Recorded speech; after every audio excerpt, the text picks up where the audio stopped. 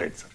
ఇక వైజాగ్లో ఆంధ్రప్రదేశ్లో గూగుల్ సంస్థ 1,36,000 కోట్ల రూపాయల పెట్టుబడి పెట్టేందుకు ఆంధ్రప్రదేశ్ గవర్నమెంట్తో ఒప్పందం కుదుర్చుకుంది.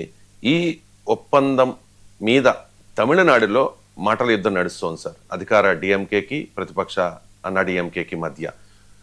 అన్నా డిఎంకే ఆరోపిస్తోంది స్టాలిన్ వైఫల్యం ఇది. గూగుల్ సిఇఓ సుందర్ పిచాయ్ తమిళ్, కానీ ఆయన గూగుల్ ఏఐ హబ్ని తమిళనాడుకు దక్కించుకోలేకపోయారు, అది ఆంధ్రాకు వెళ్ళిపోయింది అని చెప్పి అక్కడ పెద్ద ఇష్యూ నడుస్తుంది. దీని మీద నారా లోకేష్ ఒక ట్వీట్ చేశారు సార్, హీ చూస్ భారత్ అని చెప్పేసి. లోకేష్ చాలా స్పోర్టివ్గా స్పాంటేనియస్గా ట్వీట్ చేసినట్టు అనిపిస్తోంది. ఈ ట్వీట్ మీద మీ కామెంట్ ఏంటి సార్?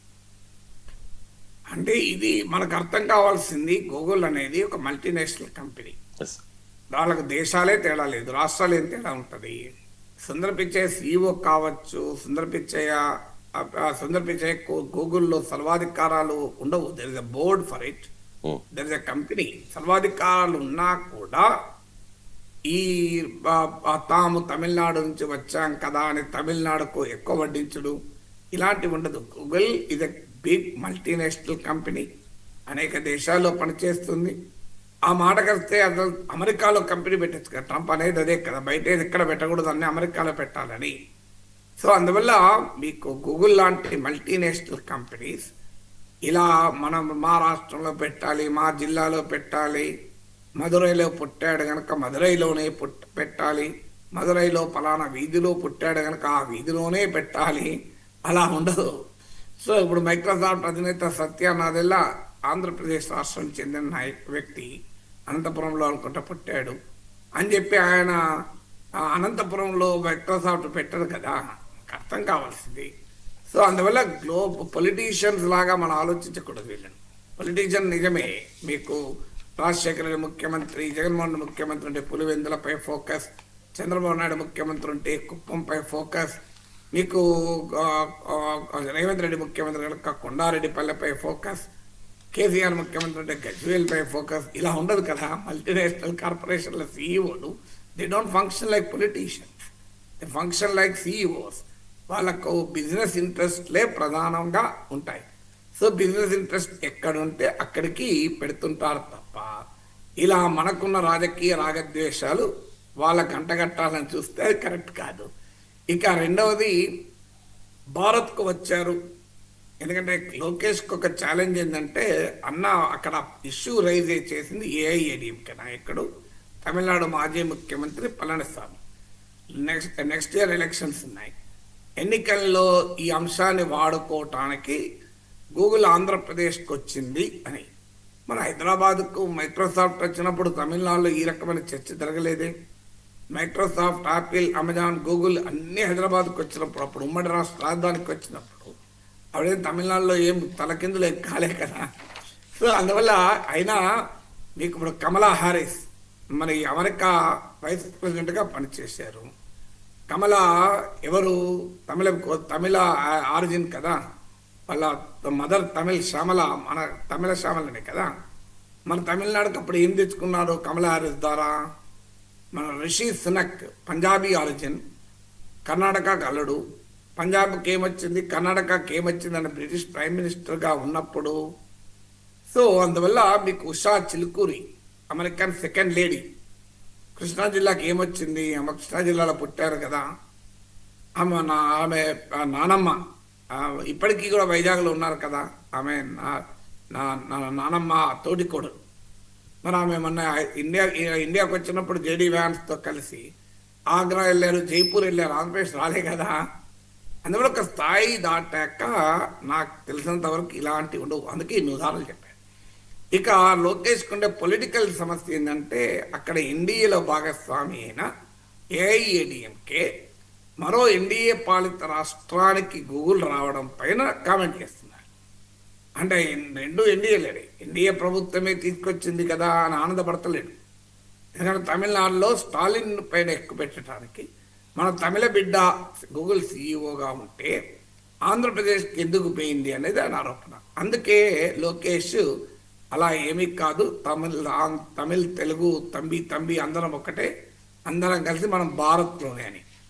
కానీ ఈ లోకేష్ కర్ణాటకలో ఇది వివాదమైనప్పుడు ఇలా కామెంట్ చేయలేము. గమనిస్తే అక్కడ కర్ణాటకలో కాంగ్రెస్ ప్రభుత్వం ఉంది, అక్కడ కూడా ఇదే ఇష్యూ వచ్చింది. ప్రియాంక్ ఖర్గే అక్కడ ఒక కామెంట్ చేశారు.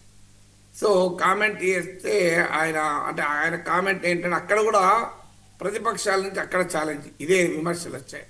ఎందుకంటే బెంగళూరు ఎందుకు కోల్పోతుంది, వైజాగ్ కన్నా బెంగళూరు ఏమన్నా తక్కువనా, ఇండియా సిలికాన్ వ్యాలీ అంటారు కదా. అందులో బెంగళూరులో ఈ మధ్య కాలంలో వివాదం కూడా అయింది. రాజేష్ యబాజీ అనే ఒక బిజినెస్ మ్యాన్ ఈ రోడ్ల అతుకుల గతుకుల రోడ్లు ఈ ట్రాఫిక్లతో చిరాకులేస్తుంది, నేను బెంగళూరు నుంచి నా వ్యాపారం ఎత్తేసుకుంటానన్నాడు. కిరణ్ మజుందార్ షా ప్రముఖ పారిశ్రామికవేత్త, ఆమె చైనా కొలిక్ ఒకరు చెప్పారు, అసలు ఏంటి బెంగళూరు ఎందుకు ఇట్లా దరిద్రంగా ఉంటుంది అని. సో మనకు ఈ రాజేష్ యబాజీ ఈ మాట అన్నప్పుడు లోకేష్ ట్వీట్ చేశాడు, మీరు రండి ఇక్కడికి అని. గతంలో కూడా ఇలా వచ్చినప్పుడు కేటీఆర్ ట్వీట్ చేశాడు, ఎందుకు అక్కడ. సో అక్కడ రండి అని ఎందుకన్నాడు, వాళ్ళ కాంగ్రెస్ పాలిత ప్రభుత్వం ఉంది కనుక వాళ్ళని ఇబ్బంది పెట్టడం అనే ఉద్దేశంతో అక్కడ రండి అన్నాడు. తమిళనాడులో విమర్శ చేసింది తమ మిత్రపక్షం ఎన్డీఏ బీజేపీ కామన్ అలై గనక ఇక్కడ ఈ రకంగా అమలు మనకు కర్ణాటక కూడా ఎందుకంటే ఇక్కడ ప్రియాంక్ ఖార్గేజీ మన భారత్కే కదా వచ్చింది అని అనలే కదా లోకేష్. ఏమన్నాడు, మీరు మీ ప్రభుత్వము సరిగా పనిచేయ మీ చాతకానితనానికి నేనేం చేయగలను అన్నాడు. మీ చాతకానితనానికి నేనేం చేయగలను అని అక్కడ కామెంట్ చేశారు. అందువల్ల ఇవన్నీ పొలిటికల్ కామెంట్లలో భాగం, ఆయా పాలిటిక్స్ను బట్టి ఉంటుంది.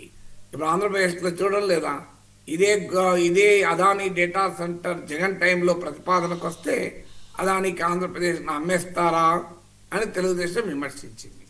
ఇదే అదానితో సోలార్ ఎనర్జీ కాంట్రాక్ట్ కుదుర్చుకుంటే ఏకంగా ఇప్పటి ఆర్థిక మంత్రి అప్పుడు పబ్లిక్ అకౌంట్స్ కమిటీ చైర్మన్ అయిన కేశవ్ హైకోర్టుకి వెళ్ళారు, ఎలక్ట్రిసిటీ రెగ్యులేటర్ కమిషన్కి వెళ్ళారు. ఇప్పుడు అదే అదానితో సోలార్ ఎనర్జీ జగన్ ప్రభుత్వం కుదుర్చుకున్న ఒప్పందాలు అవినీతి జరిగిందని అమెరికాలో కోర్టులో విచారణ జరిగినా వాటిని రద్దు చేయడం లేదు. అదానీ డేటా సెంటర్కు భూములు ఇవ్వడం ఏంటి అని అప్పుడు తెలుగుదేశం విమర్శించింది. ఇప్పుడు అదే అదానితో కలిసి గూగుల్ ఏ యాప్ నిర్మిస్తోంది, ఇప్పుడు వైసీపీ విమర్శిస్తోంది. అప్పుడు డేటా సెంటర్ మంచిది, ఇప్పుడు డేటా సెంటర్ చెడ్డదంటారు. ఇప్పుడు డేటా సెంటర్కి అదనంగా ఏ హబ్ కూడా వస్తుంది. అప్పుడు ఓన్లీ ఆ డేటా సెంటర్ వైసీపీ గొప్పగా చెప్పుకుంది 25,000 ఉద్యోగాలు వస్తాయని, ఇప్పుడు 200 ఉద్యోగాలు వస్తాయి అంటున్నారు. అంటే జగన్ టైంలో అదాని డేటా సెంటర్ ఏర్పాటు చేస్తే 200 ఉద్యోగాలు వస్తాయి, చంద్రబాబు టైంలో డేటా సెంటర్ ఏర్పాటు చేస్తే 25,000 ఉద్యోగాలు వస్తాయి.